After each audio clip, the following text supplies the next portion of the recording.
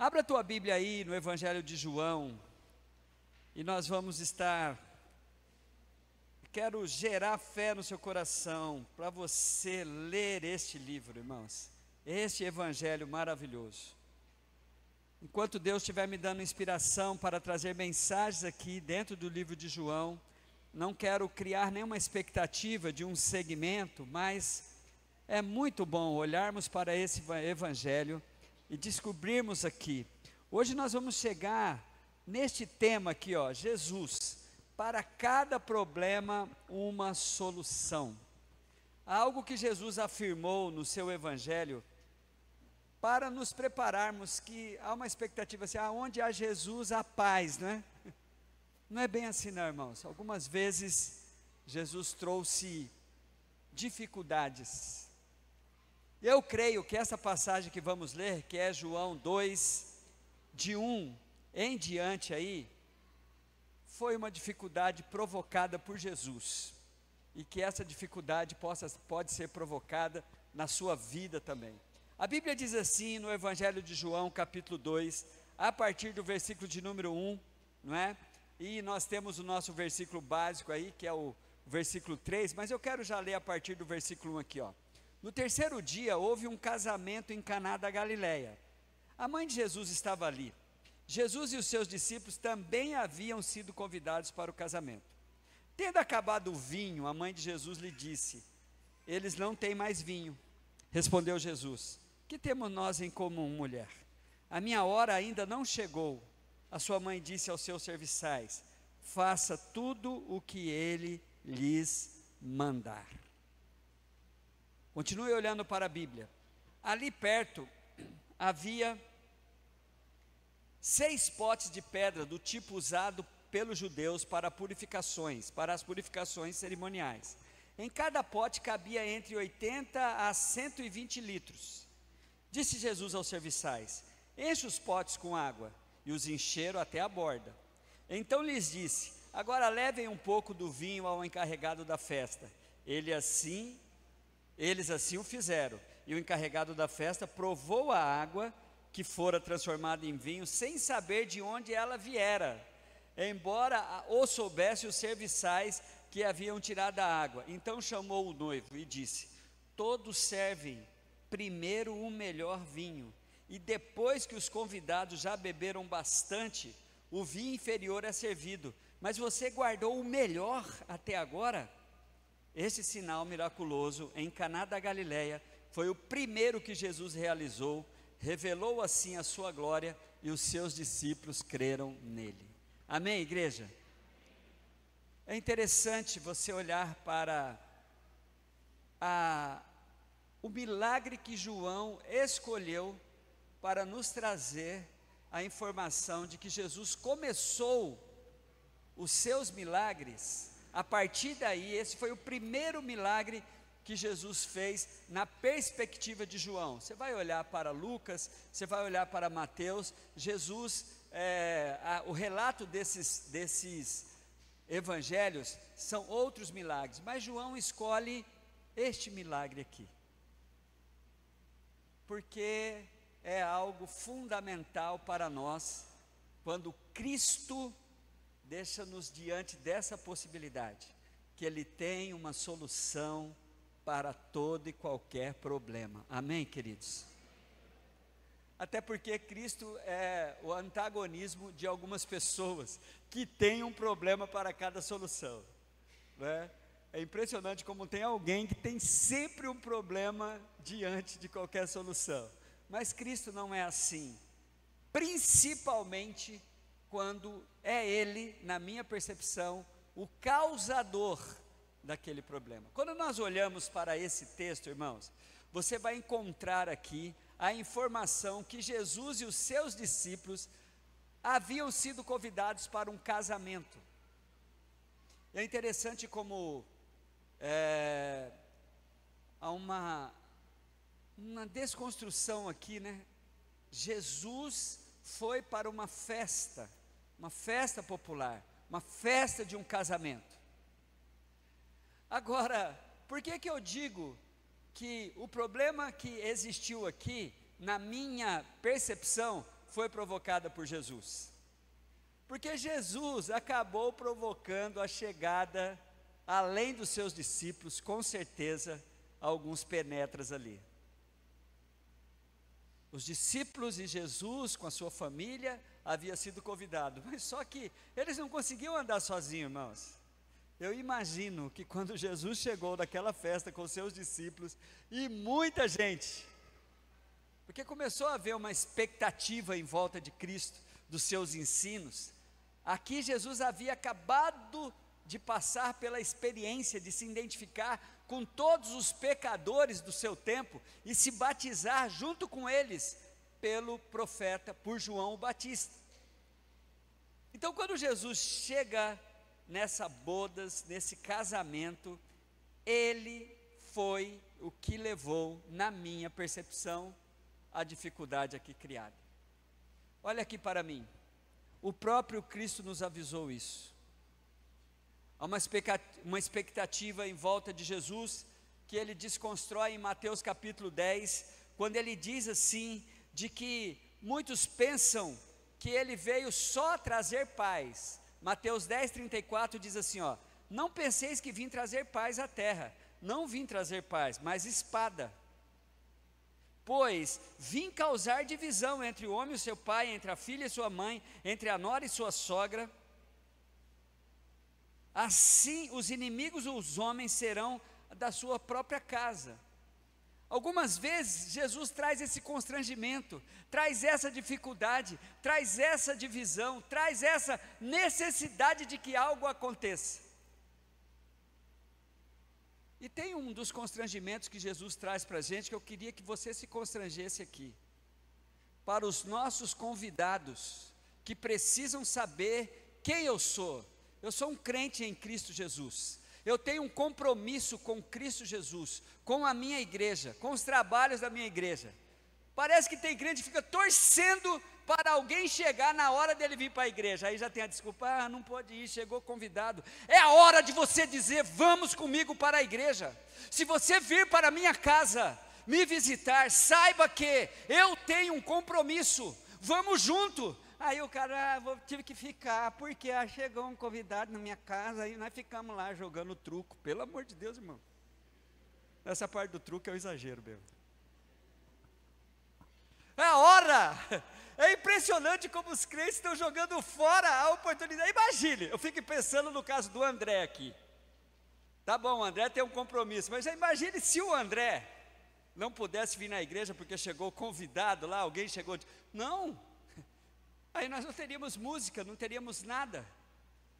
Aí você pensa que o seu compromisso é menor que o do André. Não tenho que fazer nada na igreja, posso ficar. Não, é a sua hora. Talvez essa pessoa foi lá na sua casa para você testemunhar que você tem um compromisso com Cristo, maior do que o compromisso de ser sociável com ela. E a sua sociabilidade com ela é, vamos comigo. Olha, eu vou na tua casa, vou passar aí o domingo com você. Ó, fique sabendo que nós vamos para a igreja.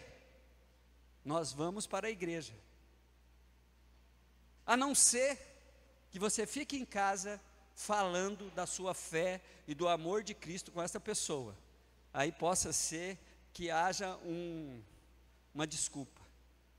Mas vigie isso, irmãos, porque Cristo traz o constrangimento de eu dizer para as pessoas que Ele é o meu Senhor, que Ele está na minha vida, que eu o chamei para a minha casa. Cristo causou um problema aqui. E Cristo causou muitos problemas aqui. Inclusive para a sua mãe. Mãe é mãe, né, irmãos? Quando Maria viu Jesus causando, na minha percepção, a Bíblia não diz isso, aquela dificuldade, porque a Bíblia diz que o vinho acabou. Eles não ouviram a coreografia que as jovens fizeram aqui, mandando a gente se organizar, não é? Se organize para Deus trabalhar na sua vida. Buscar em Deus a solução para os meus problemas. Tem uma parte da música que as meninas dançaram aqui que diz que, quem foi que disse que as dores da vida não tiram da vida o sabor dela? as dores da vida têm que criar a expectativa de que Jesus vai trazer uma solução para as minhas dores, amém, igreja? Então você olha para esse texto, aparece isso, Jesus primeiro, se envolvendo com o povo, indo numa festa de casamento, sem nenhum preconceito. Creio eu, que quando a sua mãe viu que o vinho havia acabado, foi falar com quem? Com quem causou o problema. É impressionante, não é? Com quem você tem falado dos problemas que você, sobre os problemas que você tem enfrentado? Sabe qual é a expectativa de Deus? É que nós jamais esqueçamos do que está escrito em Jeremias 33:3. Clama a mim. Irmãos, é impressionante. Ainda que Jesus, usando essa abordagem de sua mãe, para nos trazer um princípio fundamental de fé, mas o que Maria faz aqui, é o que todos têm que fazer. Ir a Jesus. Cuidado com os conselheiros de plantão. Cuidado com quem não tem solução, só tem mais reclamação junto com você. É preciso colocar Jesus no centro dos problemas da minha vida. Seja qual for, queridos, o menor até o maior. Aqui o constrangimento era muito grande, uma grande vergonha, um grande constrangimento haveria de acontecer aqui, se esse problema do acabar o vinho não fosse solucionado. Mas Jesus usa esse momento, parece que Jesus está sendo mal educado aqui, não é? Olhe para o versículo de número 4, quando, depois do versículo de número 3, Jesus ter sido abordado por sua mãe que disse, eles não têm mais vinho, Jesus responde, que temos nós em comum? Por que Jesus está falando assim, irmãos? Primeiro, isso aqui não é uma expressão de má educação, não, ou de um filho rebelde, tá bom? É como se Jesus estivesse falando assim, Senhora, é o seguinte, você está pensando em algo social, eu quero que você saiba que eu tenho uma percepção espiritual de tudo isso. Jesus não está sendo mal educado com sua mãe aqui, mas ele fala de uma maneira que na nossa visão, ele diz assim, que temos nós em comum, mulher? A minha hora ainda não chegou. Irmãos, não há uma explicação a não ser especulações sobre essa resposta de Jesus.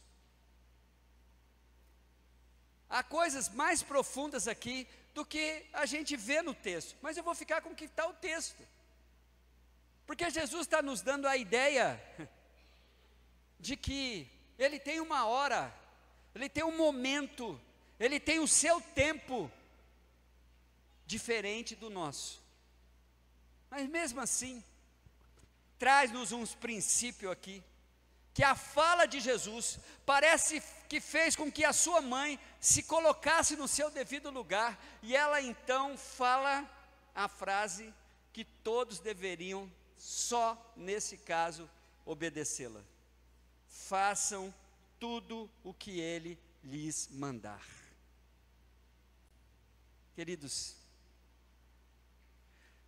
fazer tudo o que Jesus te mandar. Não desista dessa possibilidade. Primeira coisa que você precisa saber sobre Jesus: Ele não te dá uma ordem sem antes lhe capacitar para cumprir. Não há coisas esdrúxulas, não há coisa sobrenatural, não há exigência de Deus que te coloque diante de uma situação de não conseguir cumprir.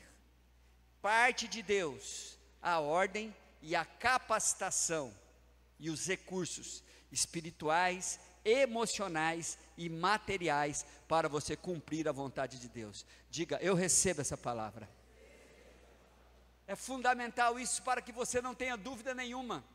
Sabe por quê? Nós nos rendemos diante de desafios que Deus coloca na nossa vida com desculpinhas. Ah, eu não consigo. Você já tentou?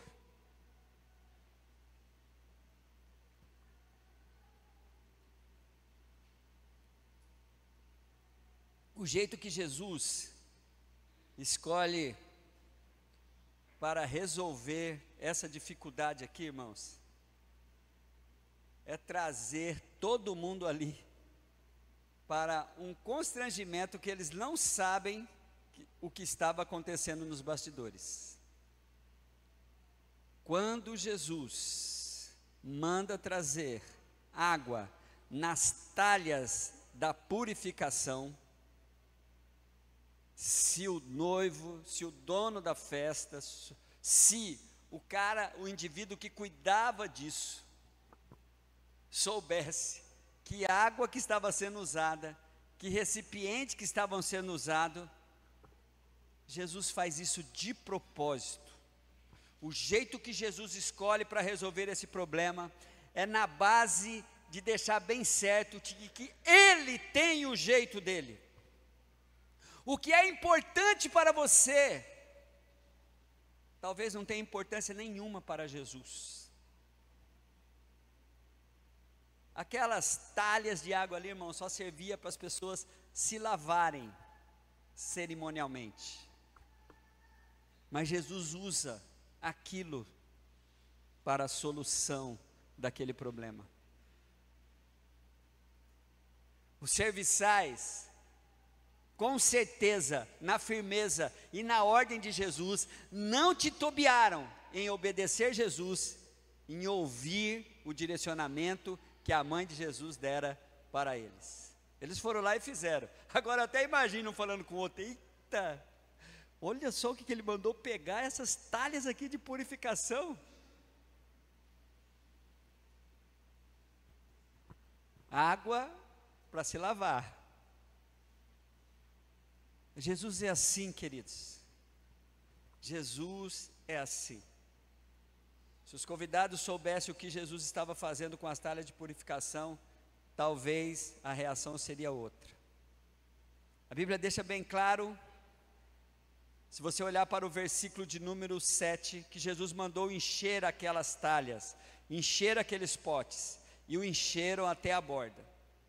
E a partir daí, começa a aparecer como é que os seres humanos fazem e como é que Deus age. Quando Jesus transforma aquelas milhares, chegou acho que quase mil litros aqui, porque cada uma, multiplica aí, você deu 240, né, 6 vezes 8 dá quanto? 48, é isso? 480 litros, né, de vinho ali, já pensou? Quando Jesus transforma aquela água nisso, qual que é o jeito normal das festas? Qual que é o jeito normal do serviço humano, da prestação de contas, da maneira que nós usamos na nossa vida social? Aparece aqui. Qual que era a cultura, irmãos? As pessoas serviam nas festas o vinho de qualidade, até todos ir perdendo aquela capacidade de saber qual que era o bom, qual que era o ruim. Tem uns segmentos que querem ser mais crentes do que Jesus. Eu já vi na internet, já vi comentários de que esse vinho que Jesus transformou aqui não era vinho, era suco de uva. Jamais. Não tem nada a ver, irmãos. Esse vinho era vinho mesmo. Era esse vinho que embebedava. Esse vinho, por quê? Porque perceberam que o melhor vinho estava no final da festa. Mas como que nós fazemos com a nossa hipocrisia? Como que se faz para atender à expectativa daqueles que só querem sentir prazer a qualquer preço. Soltava o vinho melhor no começo, quando todo mundo já estava confundindo Jesus com Genésio, quando todo mundo já estava filosofando, quem não bebe não vê o mundo girar, aí ele soltava o vinho de pior qualidade.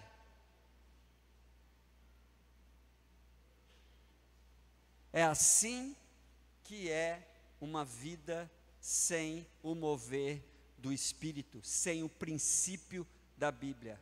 É na fachada, é na hipocrisia, é no jeitinho que a gente dá, é no disfarce, é na simulação. E é impressionante, queridos, que Jesus manda levar, olha que coisa maravilhosa. Versículo 8, acompanhe comigo. Então lhes disse: agora leve um pouco do vinho ao encarregado da festa. Esse cara não podia saber das talhas não, tá? Ele estava lá cuidando, preocupado, já fazendo uma forfé, porque o vinho tinha acabado. Leva lá. E o encarregado da festa provou a água que fora transformada em vinho, sem saber de onde viera. Mais uma vez eu estou dizendo, Jesus está usando aqui, ó, é desse jeito que eu faço. O método de Cristo é totalmente livre da minha receita, do jeito que eu quero, do jeito que eu acho que tem que ser.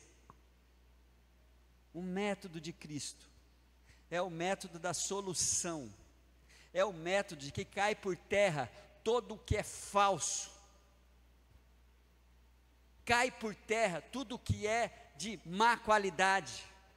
Há uma excelência no agir de Cristo na minha e na sua vida.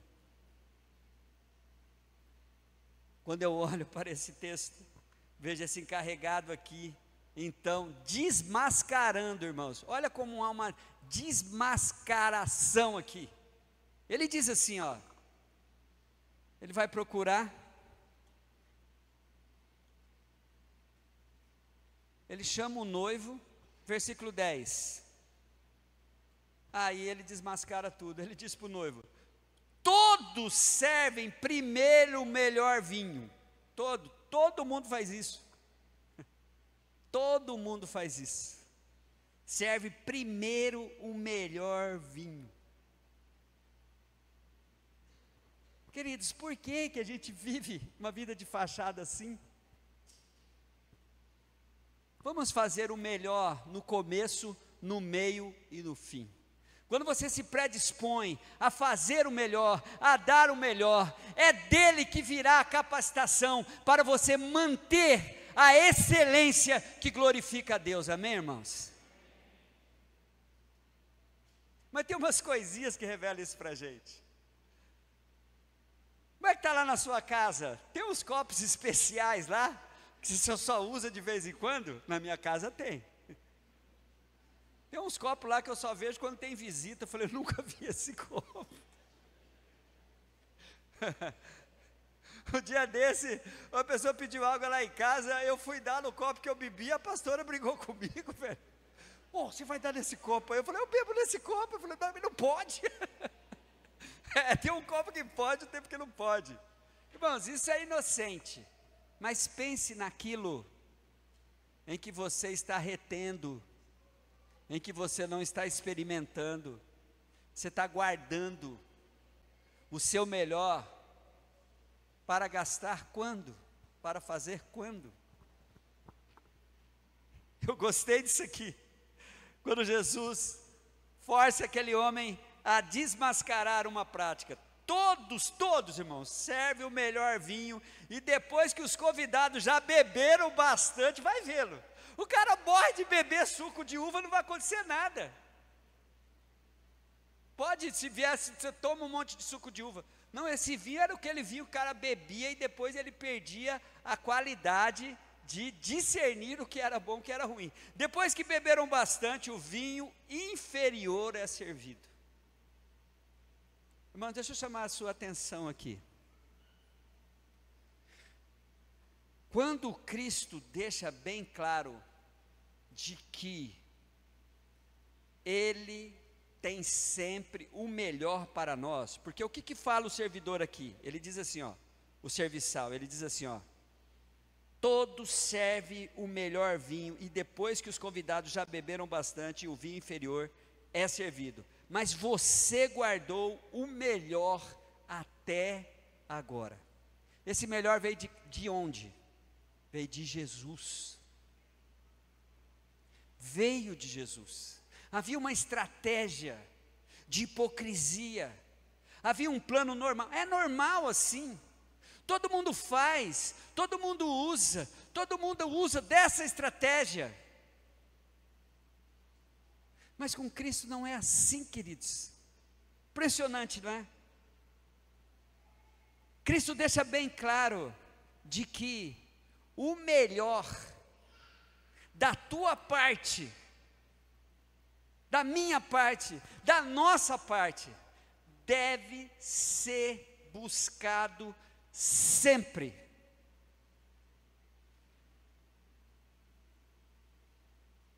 Jesus trouxe então a solução para aquele problema, e a melhor solução. E aí vem, para concluirmos, o alvo,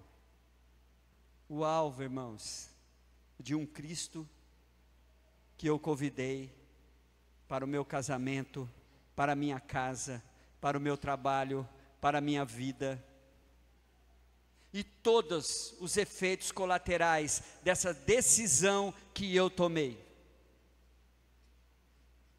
E que um dia eu descobri que não foi eu que estava convidando-o, era Ele que estava me chamando. Aí vem o alvo final. Não brinque com isso, não relativize isso. Olhe para o versículo de número 11. A Bíblia diz: este sinal miraculoso em Caná da Galileia foi o primeiro que Jesus realizou, e revelou assim a sua glória, e os seus discípulos creram nele. Olha aqui para mim, por favor. Este é o alvo de toda a revelação de Deus, em qualquer que for a circunstância na minha vida. E outra coisa, em qualquer tempo. Meu tempo de igreja, ele não muda esse princípio de Deus na minha vida, de que as ações